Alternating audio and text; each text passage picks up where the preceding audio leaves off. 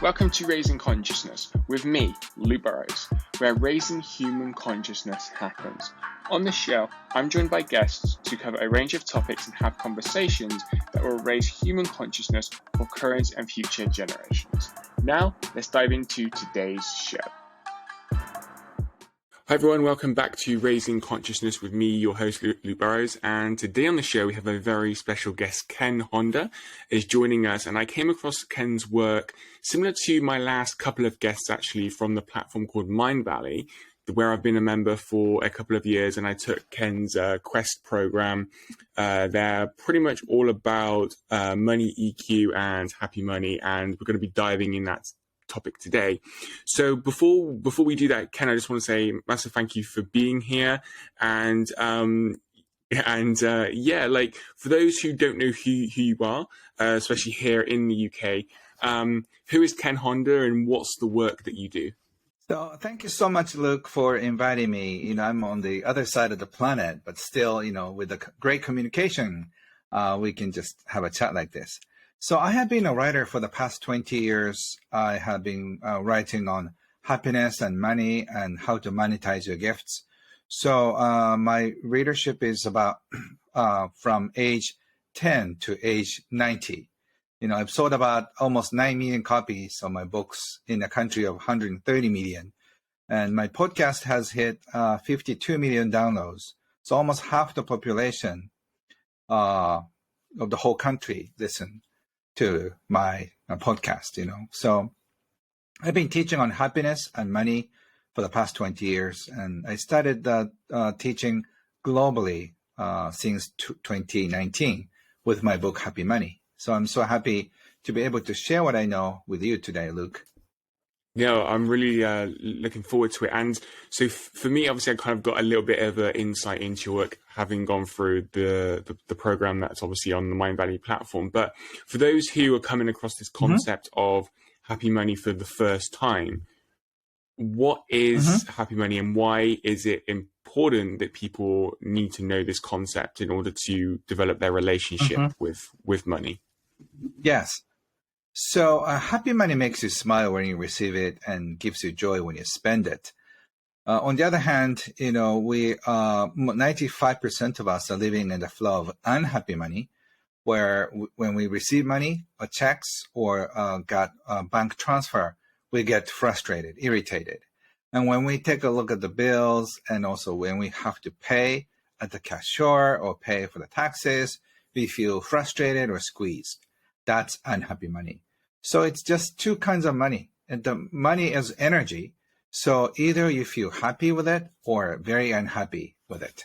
What are some of the biggest myths that people have around money that you come across? I think we are stuck in this notion that more is better. So that means that if we had more money, we'd be happier. But unfortunately, even though you get more money, you would end up spending it all. And so if you just make, say, 50,000 pounds or euros, you probably get a raise or you do better. So you're just doubling the income. But still, your toys are more expensive. You're driving nicer cars, you live in nicer homes, and you live in a nicer jackets and go to a more expensive vacation. So at the end of every month, having a hard time making both ends meet, the situation is the same. Yeah. And do you feel like people get caught up on that cycle of, like, as you mentioned, always wanting more money to buy like these nicer things and actually thinking that that's happiness, right? The acquiring of all these nice toys and gadgets. So you have to know how much is enough, when is enough. Otherwise, your toys are getting more expensive. Your toys could be just a PlayStation, when you're back in grade school, but it becomes a mountain bike and becomes an iPhone, and then you need a iMac and you need a car. And even though you buy a car, now you are making more money. So you're looking at Porsche and Mercedes-Benz and, And then after that, you want to buy a helicopter or jet. And then even though you got a jet, you'll be feeling upset because your friends' private jets are bigger than yours. Right. Your private jet may seat only 6 people, whereas your friend's jet can seat 20 people. So you feel so small. So you have to know how much is enough to make you happy for you. And so for me, like that's a lot of to do with like I call it like doing the inner work, that inner growth work, that inner like self-discovery. Yes. And in terms of that point, and in terms of how that links to money, what are some tips or wisdom that you would have that you would pass on to our audience today? Thank you, Luke. You always keep asking great questions, so I really appreciate that. So the good news is that it doesn't really matter how much you make or how much you have. You could have $10 billion, still you can feel very miserable, and you have no money in your pocket or in your bank, but you can be the happiest person on earth. So, but you need to have some money, you need to have some flow of income, so you don't have to worry about money daily. And also what's more important is how you receive money, how you spend money is more important than the numbers. So if you make other people happy by doing what you love and receive money, that becomes happy money, and all the people around you become happy due to the energy you bring into the house. But if you're frustrated, like if you're a doctor and lawyer and you may be able to make so much money, but if you make money with so much stress and anger and frustration, you bring in the frustration to your home. So you may be upset with your husband and wife and girlfriend, boyfriend, and kids and parents and friends. So the way you receive money, the way you spend money, the energy is very important. Yeah, I definitely am learning more about that side of money, which isn't taught.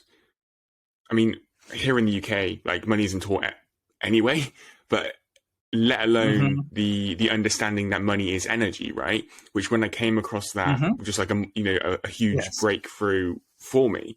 So just kind of actually on that point, I was going to ask another question, but on that point, why do you feel like this isn't taught in the I don't know if we want to call it like the mainstream, but I feel like in order to get this information and to get these understandings, we actually have to be the ones to go out and seek it. If it's through reading books or if it's through platforms like Mindvalley and other platforms out there, it's not necessarily integrated, especially here in the West and here in the UK, into like the system, which actually, if it was, would actually help us all thrive better, right? Because we would have the basic understanding of money and wealth creation. Yes. Unfortunately, all of us are so confused. I talk to thousands of people all the time. And like say, if there's 2,000 people in the auditorium, in the lecture hall, and I ask people and just show, the coin and the paper, banknote to the audience. And I ask people, how many of you think this is money? Everybody raises, a hand. And the next, I show the credit card. And then, how many of you think this is money? So like people are just looking at each other like, is that money? It's a plastic thing, it's not money. So like people are so confused, and half the people raise their hands and the other half, I don't know. And I don't think a credit card is money. Credit card, it gives you a chance, opportunity to pay later because of the credit line you hold. And it's a special agreement with you and the, American Express or Visa card. So it's not money, but a lot of people think it's money. So how about cryptocurrency? How about, is Bitcoin money? Is gold money? So people are so confused, and we are never taught about money. So there are many kinds of money in the world. It used to be so simple 300 years ago. But, after the Industrial Revolution in UK, which happened a few hundred years ago, a lot of people started coming to London and all the big cities. And as a result, people are just starting to use money for food, for the shelter. So survival is tied up with money. That's why we are so obsessed with money. No money, no life. No money, no life. No money, no food. So it's so scary when we think that we'll be out of money. When we were growing food, probably we didn't worry about money.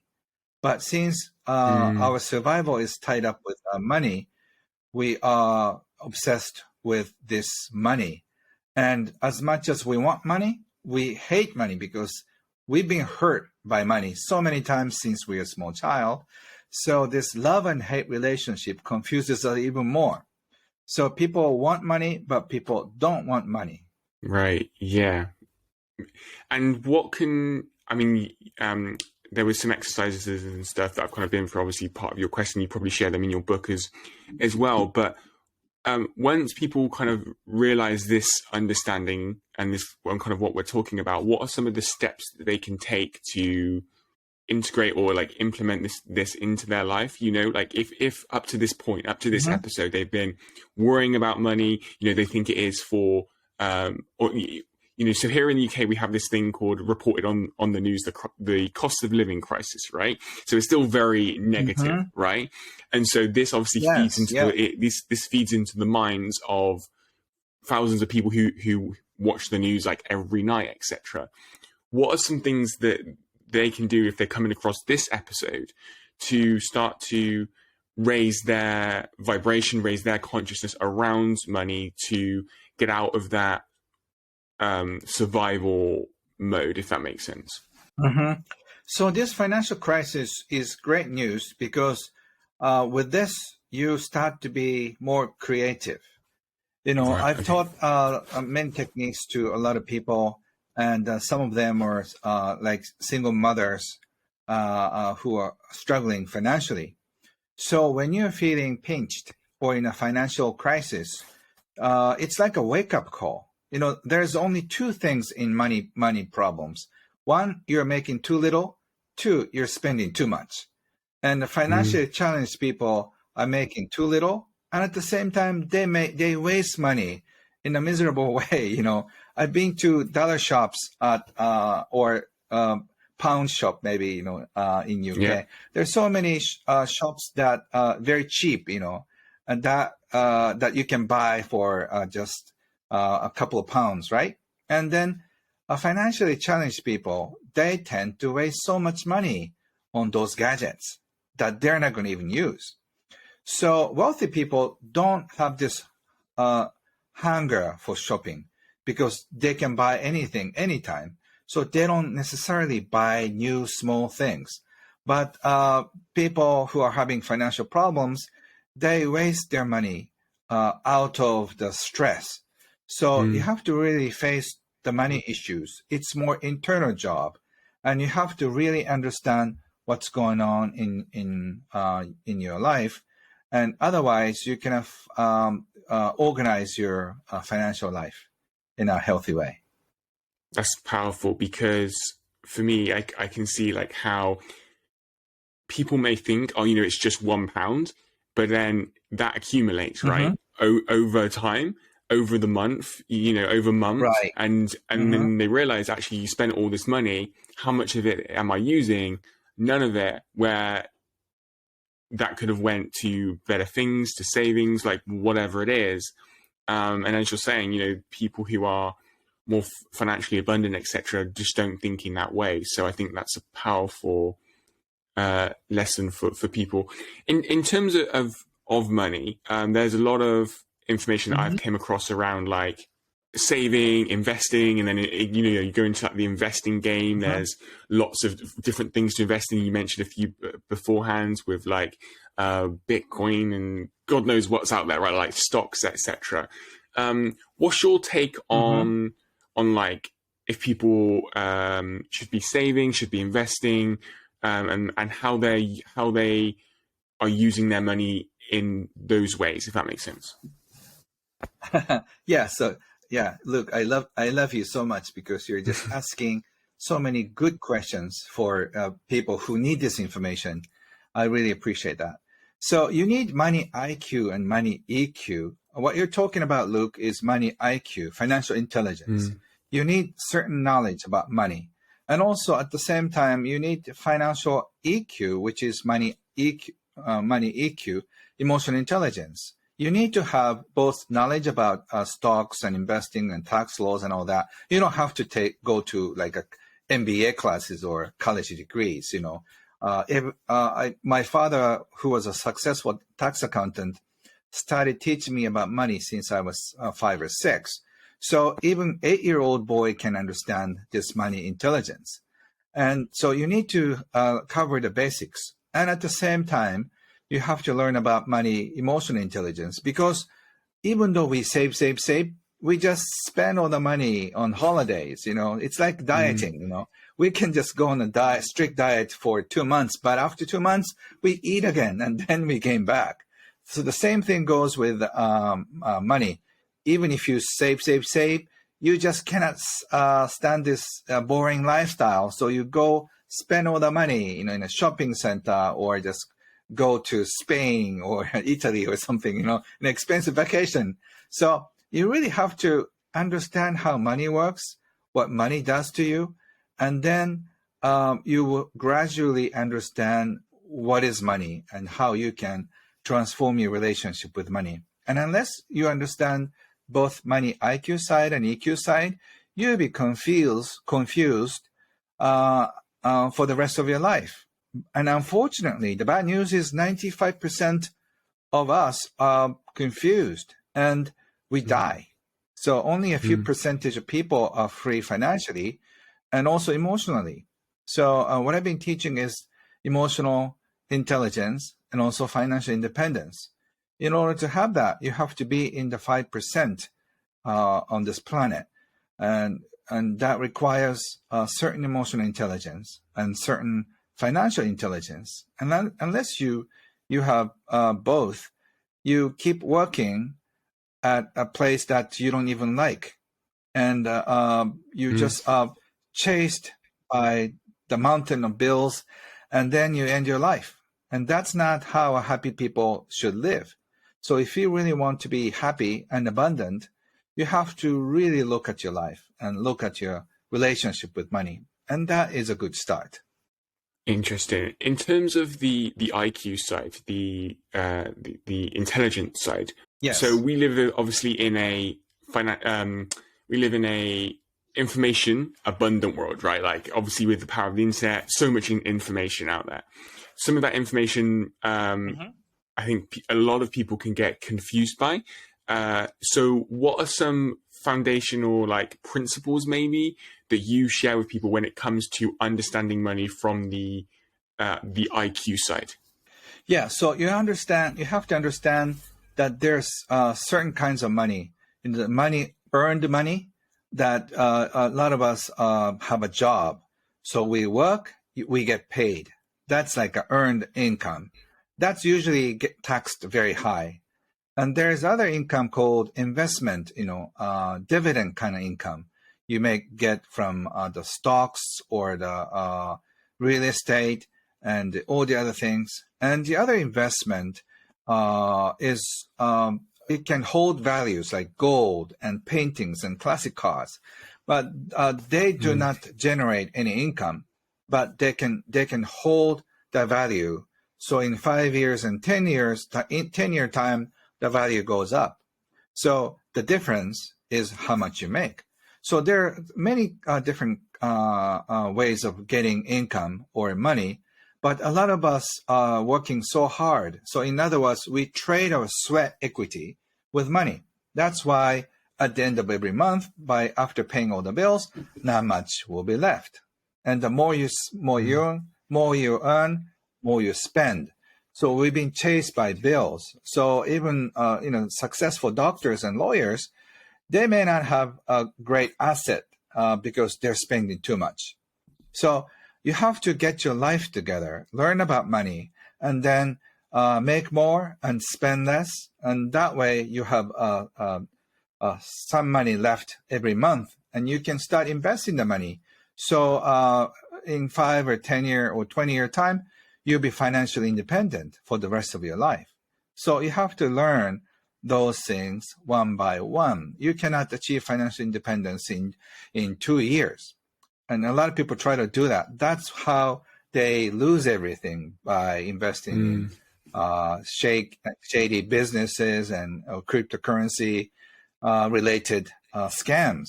And so many intelligent people, they're so ignorant about money IQ. So a lot of lawyers and doctors who are supposed to have enough intelligence get conned by all these scams. So it's so interesting. Highly intelligent people, they think they're smart. So they are the great target for con artists. So you have to start educating yourself about money IQ.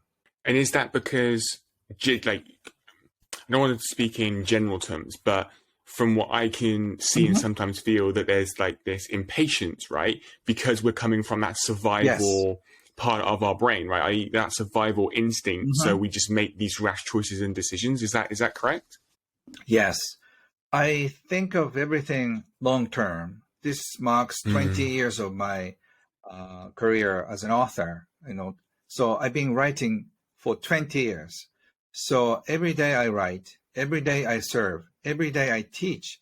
As a result, I achieved financial independence. If you try to achieve financial independence in 2 years or 3 years, you leverage something. Leverage works for you or works against you. So if you want to be wealthy, take time.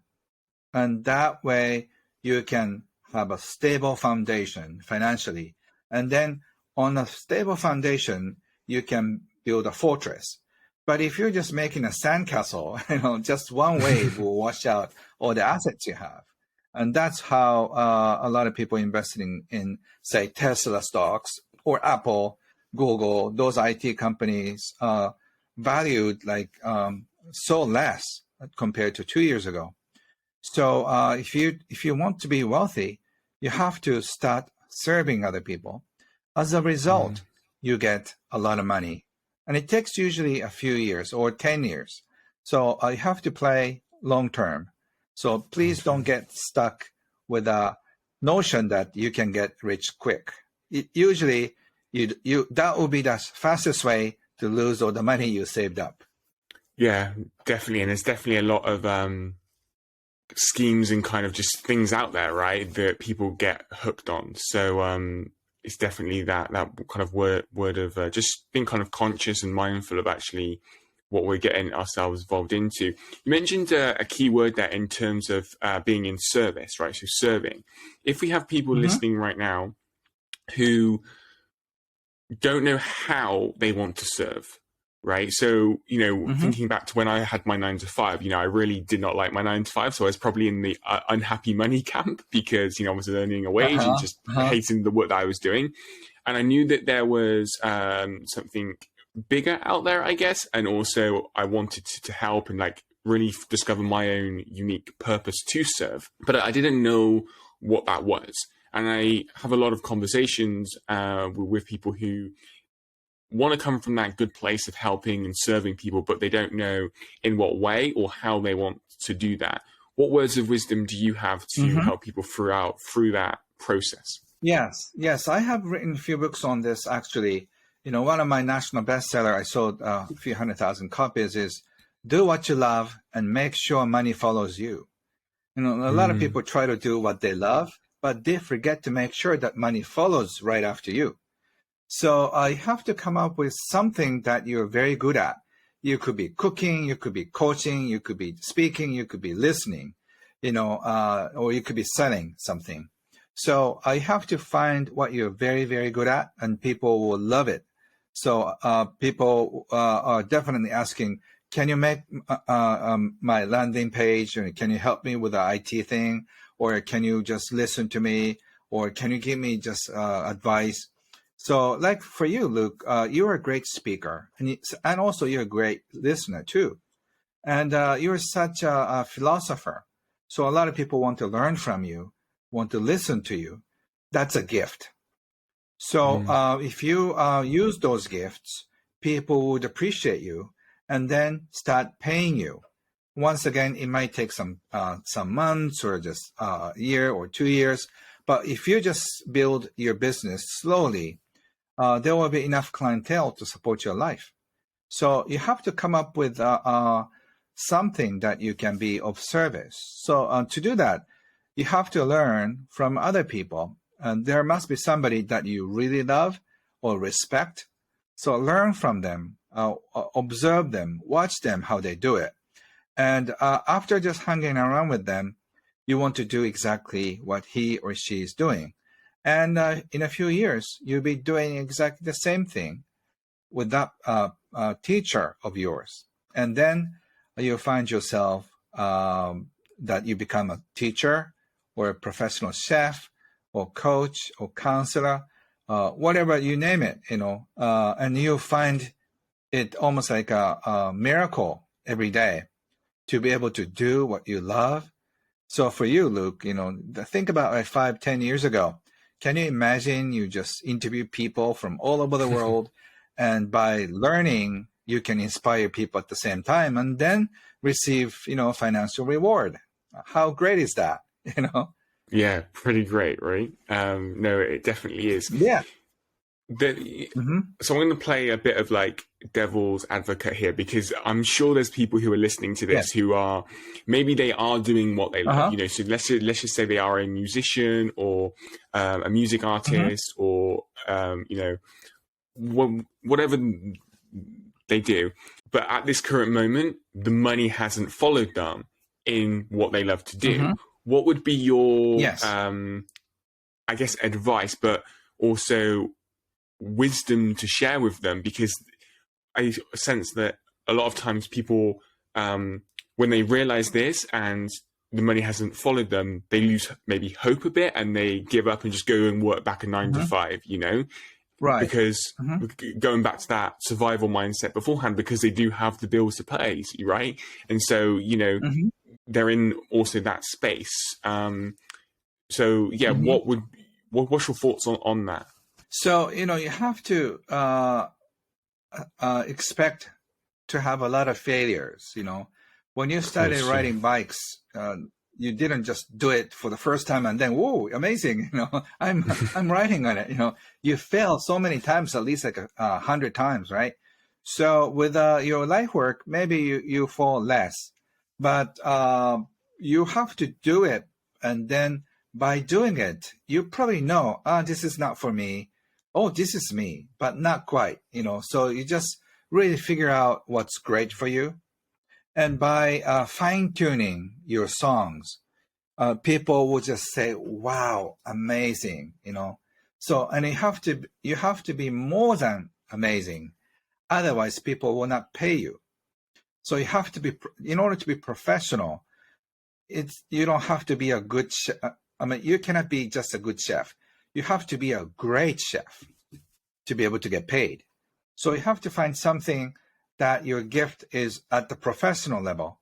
So you have to keep practicing, you have to keep writing, you have to keep singing, you have to keep coaching. And at least you have to do like a few hundred hours, could be 1,000 hours. If you want to be a doctor, do you want to be operated by a doctor who just didn't study enough and practice enough? Or do you want to have somebody who practiced like 10 years, right?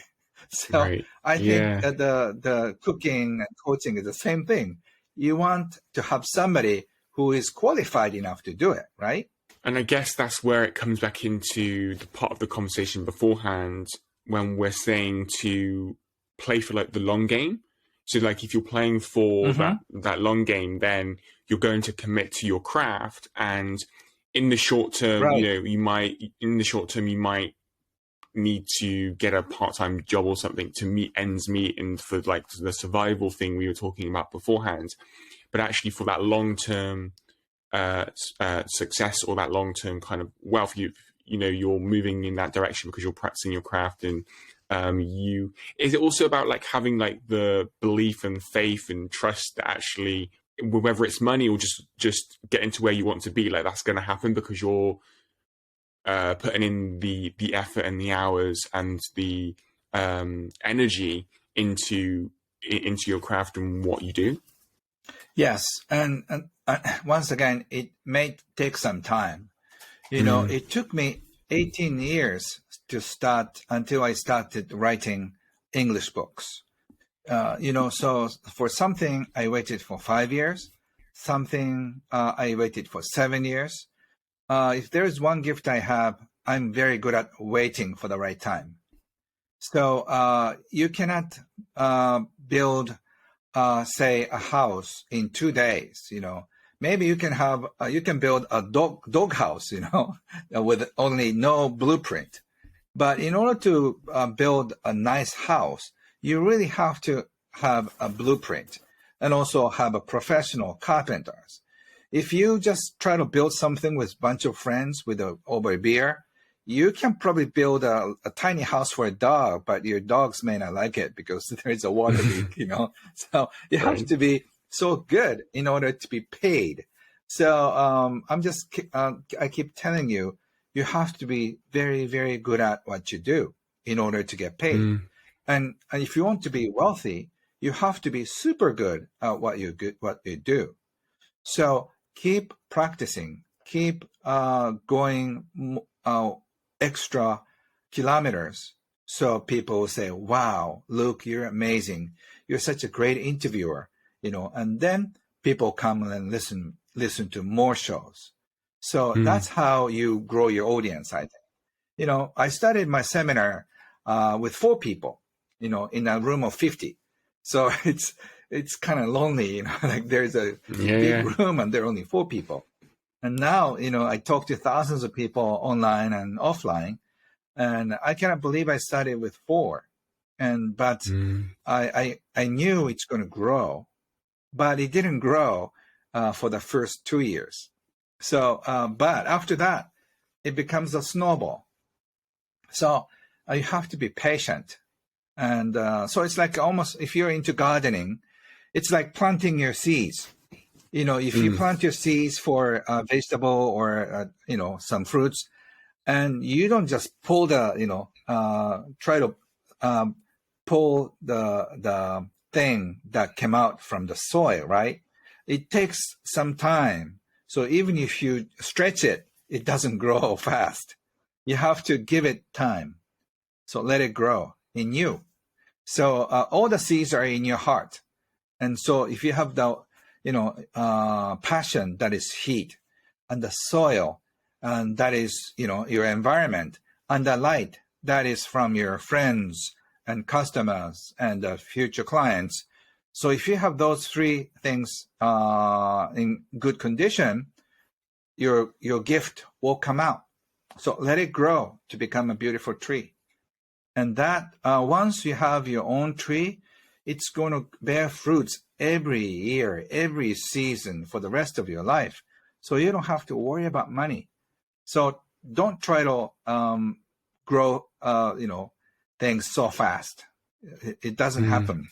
So we've obviously spoken about how we can increase our income, etc. In terms of the other side and how we can spend less, obviously we spoke a bit about that beforehand. But what are some, I don't know if you would call them trends, but what are some things that you see that people spend money on that actually, in reflection, like they don't actually need? Like what are the common things that people just spend money on that our listeners can actually sit down and look at where their money is going and be like, actually, do I really need this, right?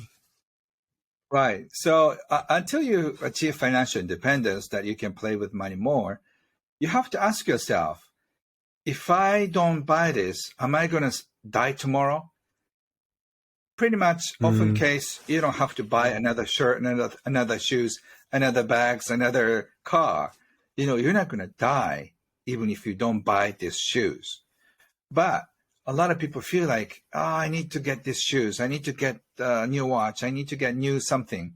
And then you lose the control over your money. So if you just have a good control over your money until you achieve financial independence, you have peace of mind.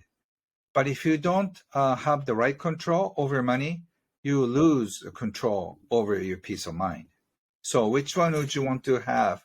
By controlling your expenses, you can control peace of mind. And if you just keep buying whatever the stuff you don't even use, you're going to lose peace of mind. Interesting. And in terms of peace of mind, what does that mean for you? A peace of mind is a quiet place that I don't have to hurry. I don't have to worry. I don't have to plan because great things will just coming my way. So all I have to Yeah. do is thank you and receive. So I don't have to go out and hunt. I don't have to grab people and just try to persuade. All I have to do is smile and connect and receive. So that is peace of mind Powerful. because I don't expect people to do anything. I'm just sharing this because I love sharing this idea. I don't need to sell anything. I don't need to get anything from me, from you. All I want Mm. is just a deep connection. And also, I hope you feel more relaxed after listening to me. And then one day, if you feel like I think I got it, I think I can achieve financial independence in the future. I hope my time is worth spent. So, Luke, you keep asking me great questions. I love that. That's good. That's good. It's definitely, I definitely, that's definitely the intention, right? To help people. So, one of the final That's your questions gift. yeah. No, thank you. I appreciate it. I appreciate you being on. One of the final questions, because I want to be respectful of your time, is that you've mentioned Mhm. throughout the conversation around financial independence. What's the question? I guess the question is, does that mean something different to everyone? And actually, people, part of the inner work we spoke beforehand, is to discover what Mhm. financial independence means for us as individuals. Because somebody listening might have this figure in mind, you might have a different figure in mind, or is it even a figure? Like, is actually financial independence something more than just a bank balance? So yeah, in the Mhm. time that we have left, I kind of want to explore this idea of actually what is financial Yeah. independence. Actually, I can talk about this topic for hours, but to make it very short, financial independence comes in two forms: numbers and also emotional peace of mind. Say somebody wires you $10 million. If you don't have the right mentality, you start worrying about this money. What if somebody comes in, just rob all the money? What if bank steals it? What if, right? What if the inflation just depreciate all my money? So you need to have emotional intelligence. Otherwise, even if you have so much money, you are worried. Like Mr. Rockefeller Mm, used to worry about money, even though he was one of the richest people on the planet. So emotional intelligence is very important. And also mhm. actual money in the bank really helps. Could Right, be yeah. 500,000 pounds or 1 million pounds, depending on your life expenses. It varies. But I think if you have 2 million euros or pounds, I think that's fairly sufficient, unless you're 10. So if you can achieve your financial independence during your 30s or 50s, that will be the minimum will be enough. And that doesn't mean that you cannot make any money for the rest of your life. So it's more of your feeling inside. I think I'm okay. You know, Mm, I don't have to worry about money because money comes in at the right timing. And also I have enough friends and support around me who support me, so I don't need to worry about money. I think that is a true financial independence. It's not just the money in the mhm. bank. No, amazing, awesome. Well, Ken, thank you so much for your time today. I really appreciate it. Um, to wrap up this episode, do you have any final words of wisdom or inspiration or a parting message that you would like to share with our audience today? So once again, thank you so much, Luke, for this beautiful time together, and all the listeners and viewers. I really appreciate your time, so we could explore this mysterious thing called money. Money really fascinates me because we can learn so much from money and from each other. So please enjoy life. Life is not made for suffering. Life is made to be enjoyed. So receive a lot of happy money and spend a lot of happy money. In the flow of happy money, you can enjoy life. So I'm just sending you all my love and prayer for you, so your life will be filled with beautiful memories. So thank you, Luke, Amazing. and everybody. No worries. No worries. Thank you, Ken. And just really quick, I want to give this opportunity to you to share where people can connect with you, can find you online. Obviously, your website, I believe, is it kenhonda.com. Where else can people find you if Yes. they want to get your books and learn more about what you do? So I'm translating a lot of stuff into English from Japanese. I've written and published more than 200 books, and so it's coming out in English. So I have all the free information at kenhonda.com. And if you want to learn from me, I studied online salon, which is a global community where we meet once or twice a month and learn about happy money together. So I'm not a teacher. I'm one of the students to learn and teach at the same time in a beautiful group. And hopefully one day I will meet you in person. I will keep traveling to Europe. I think July, I'll be in London and Ireland for the first time in my life. So I hope to see you sometime in the future. Yeah, absolutely, Ken. Well, thank you for your time. It's been amazing. I've definitely learned a lot, and I'm sure our audience has as well. So, yeah, thank you for your time today. And for more after today's show, be sure to head on over to raisingconsciousness.show to get all of the show notes, transcriptions, videos for each episode, and a hell of a lot more. And if you got value from this episode, found it insightful, or learned a thing or two, please leave a review where you can let everyone know that this show is worth checking out. I appreciate you so much. You'll be hearing from me in the next episode.